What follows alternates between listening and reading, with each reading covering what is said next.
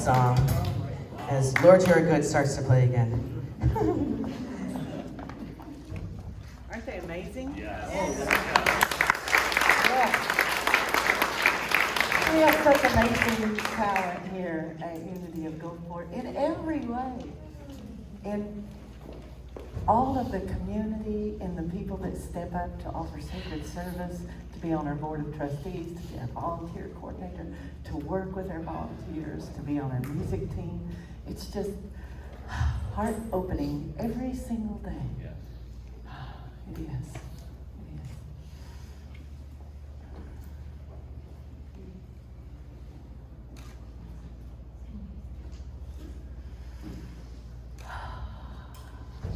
So imagine something greater.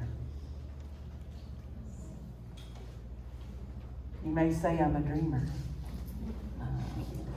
but I'm not the only one. And I hope someday you'll join us, and the world will come together as one.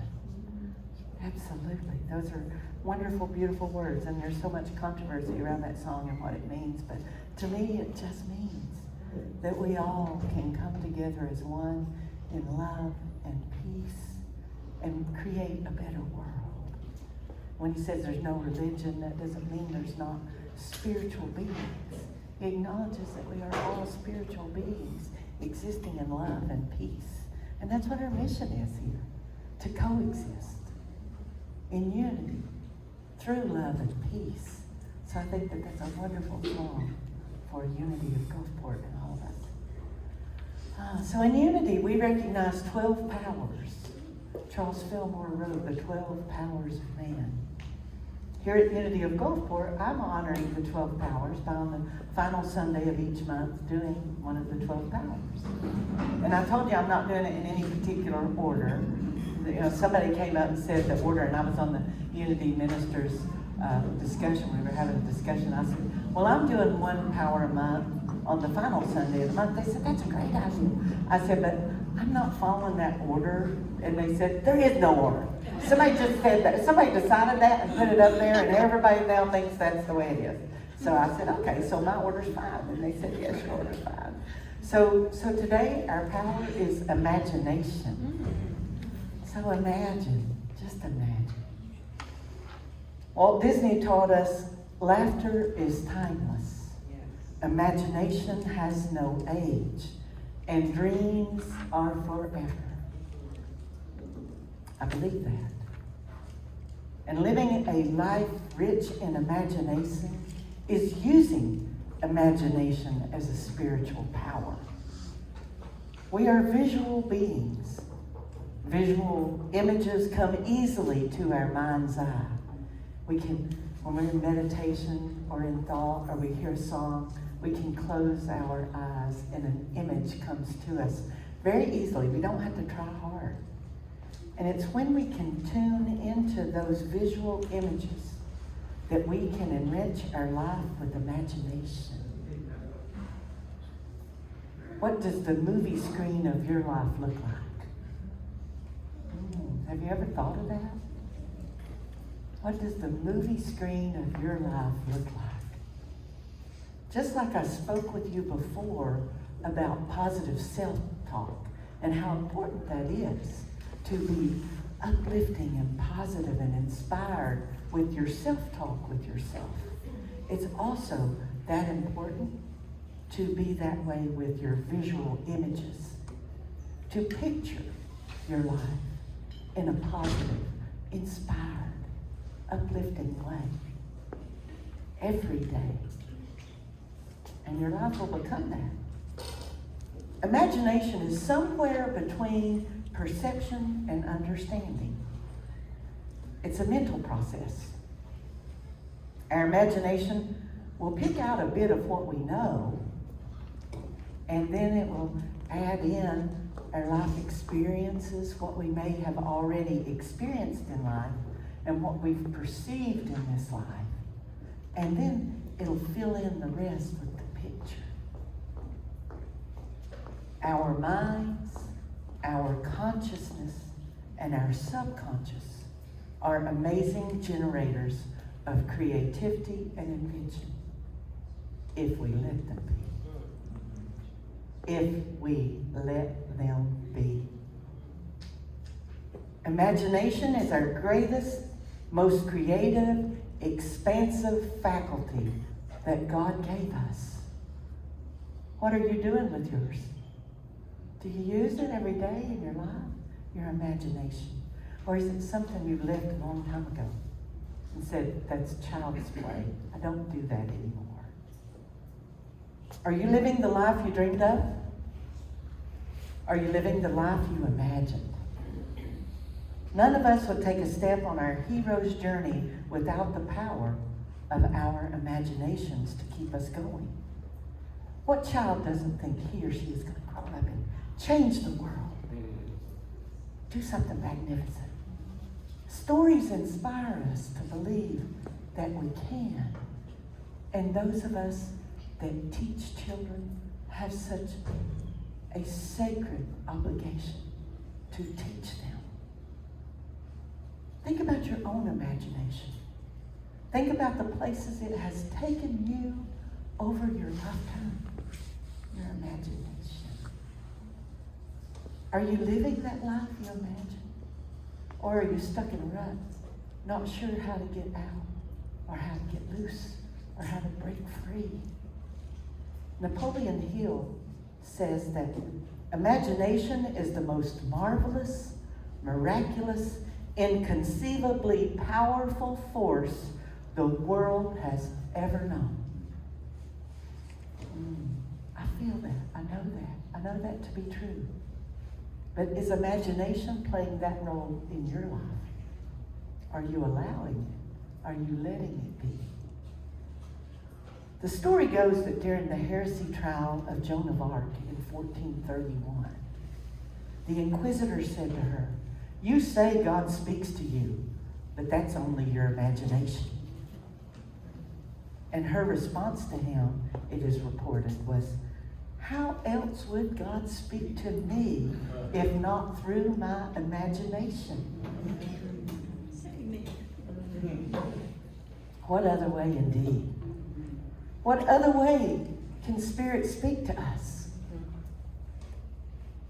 but in the way that calls to our dreams, in our quiet moments of prayer and meditation, just like the moment Camille provided for us. In those moments, that's when we can let our imagination run. And in that moment, we are part of God's mind. When we let that happen, are you heeding that call? Are you listening? As human beings, we have so much power and potential, and yet they say that only 2 to 5% of people actually use that awesome creative faculties to their fullest potential. Only 2 to 5% breathe that rare air of living their dreams to their full potential. I want to be that rare bird. I want to conspire with Goddess and God to be that 2 to 5%. Come join me. I want to be that purple sparkled unicorn that people always talk about. How about you? This week, I was fortunate enough to go with Reverend Laura Ann, and we were at a female veterans bruncheon. First time I've ever been to a bruncheon. I said a bruncheon. I said, oh, I've been to a luncheon, I've never been to a bruncheon. That's awesome. So I was asked to do the opening prayer for that event, and I spoke a little bit. I introduced myself as a rare bird. I said, I am that rainbow sparkled unicorn you have only heard about.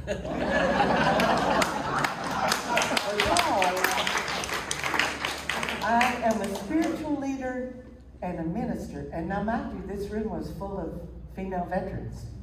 I said, and I am a U.S. Marine. Right. And they all got right. I said, rare indeed. Because who would ever imagine that combination? God would. God imagined it, and God put it in my mind. God's mind imagined it and put it in my mind. And now I'm living. I am that purple sparkly unicorn. Lacey, I'm going to get you a purple sparkly unicorn. Live your gift. Your gift is that thing God gave you to do the absolute best with the least amount of effort and the most amount of joy. That's your gift.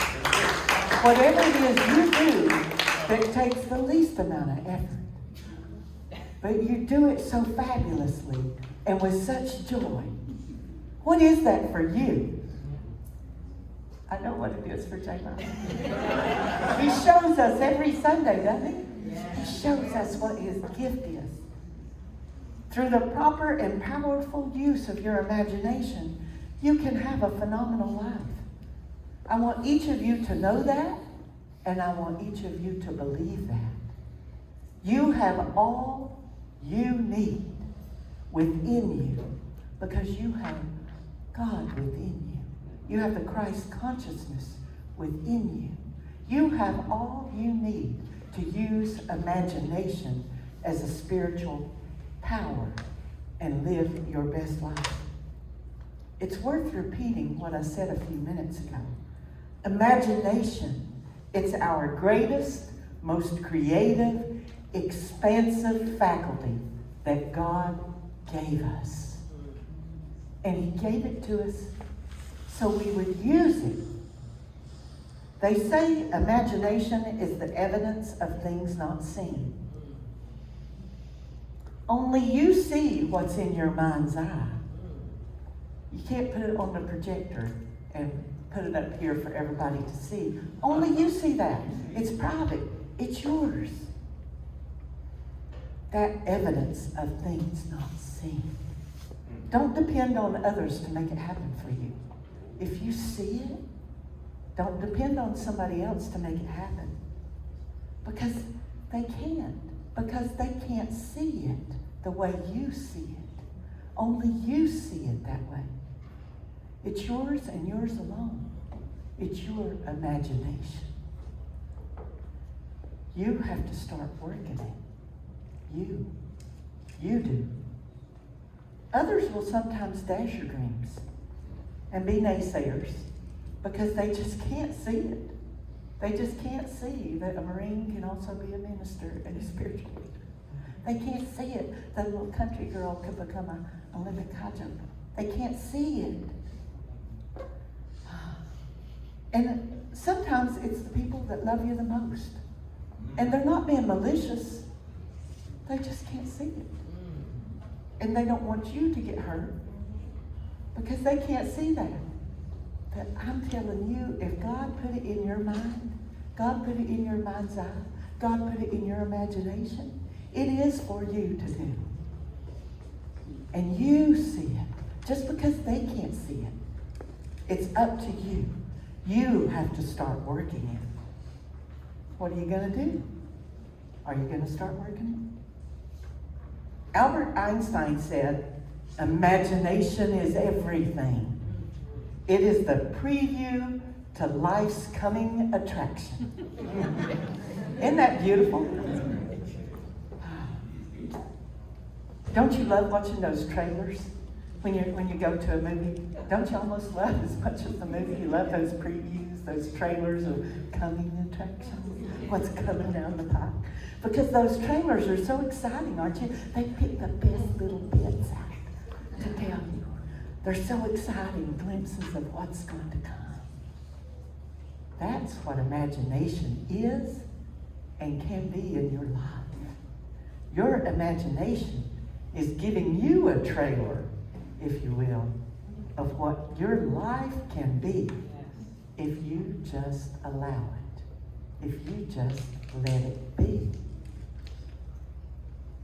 If we can aspire to be like Einstein and spend some time in our God mind, we might just surprise ourselves and we might just surprise the world. Because Einstein wasn't Einstein when he was an undergrad. His teachers thought he was a slacker. They didn't think anything special about him. They didn't think he would become Einstein. It's just some boy named Einstein who's not really a hard worker and not very bright. He surprised everybody because he got into his God mind and he allowed his imagination to be everything. Because God's mind has no limits. God's mind has no bounds. We, on the other hand, limit our imagination to what we already know, what we're already familiar with, or what we perceive our life should be about.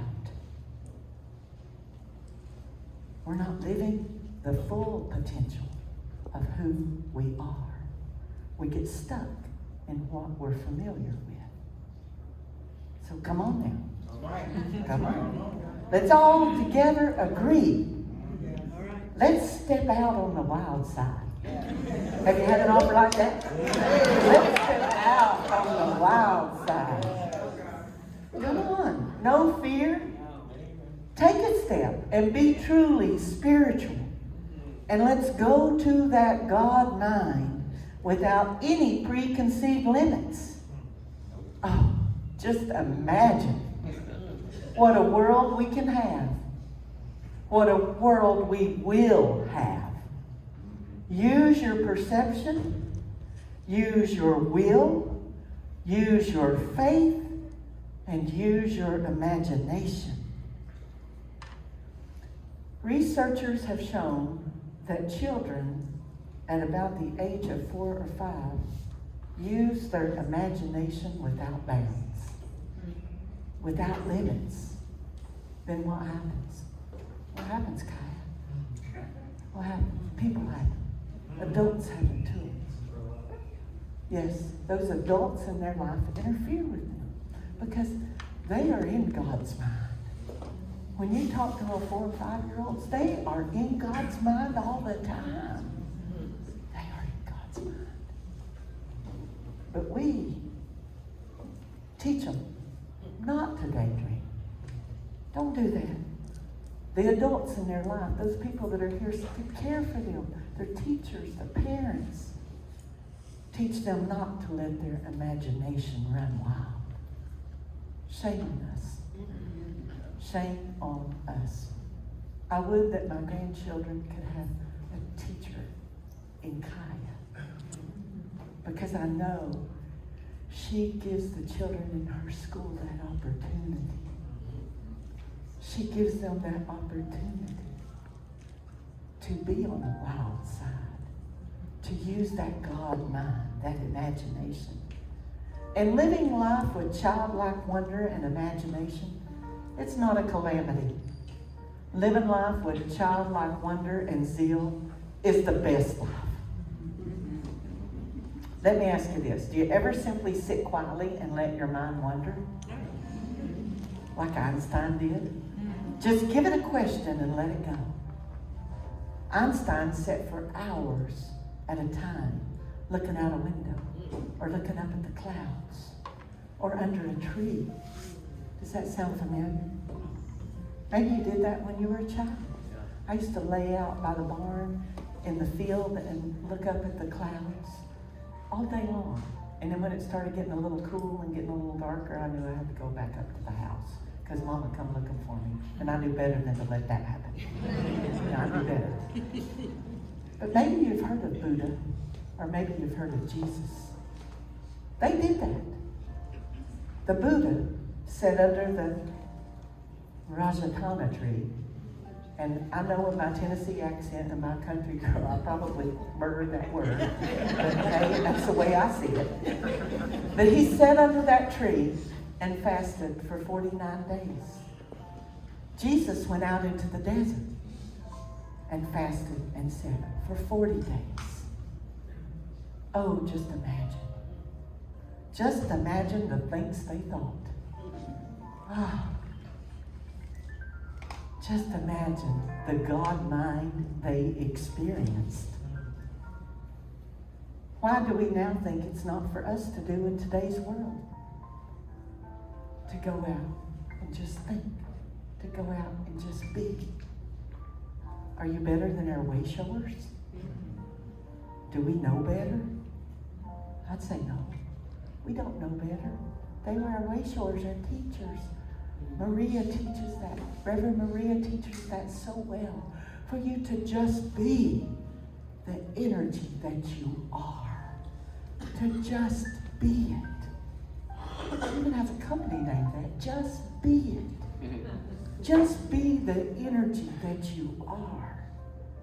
Sitting with your God mind is how the greatest wonders of the world have been evidenced, and how the greatest inventions have been imagined, how the greatest artistic creations have come to be and enrich our lives. I think we don't daydream enough. Our imagination is the font of all creativity, and we miss out on so many opportunities to engage it. What do we do when we have 5 minutes of silence and nothing to do? We grab our phones, we play a game, or we check the news, or we see what our messages are. We check up on social media, and we fill that wonderful opportunity with mental busyness. We think daydreaming is unproductive because someone told us that when we were small, that we were slacking. That's not the best use of our time. But I'm here to tell you today, it is the best use of your time. It's how Einstein thought out the law of relativity. It's just sitting and thinking. So to say it's unproductive, what silliness is that? We think if we're not doing something, learning something, writing something, saying something, not being productive, if we're not multitasking, we're slacking. But now, the scientists are showing that if you're multitasking, you're not really giving anything your true productivity. You're not giving anything your mind. You're trying to do too much. And the truth is, by denying ourselves the opportunity for our minds to just wonder and play, we're denying ourselves the opportunity to be unbounded. We deny ourselves the possibility of being limitless. And I'll close by saying, clean off your imagination. Take it out. If you've not seen it in a while, take it out, dust it off, blow the dust off, shake it out like the rug, and ask Spirit to open up your imagination. Sit with it. Go over there in the corner if you need to, like my mama used to say. Give yourself the amazing gift of some alone time and sit with your imagination.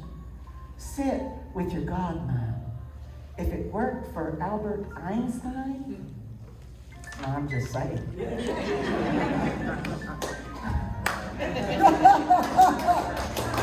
So go on, sit with it. Just imagine. Just imagine the life you will co-create. What are you going to do with this life God has given you? We are created to live full throttle, to live in our full potentiality.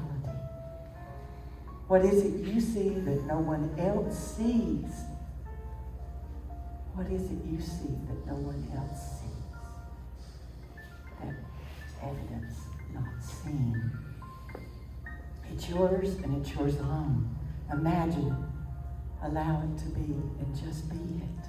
Open up the world to your imagination. And so it is.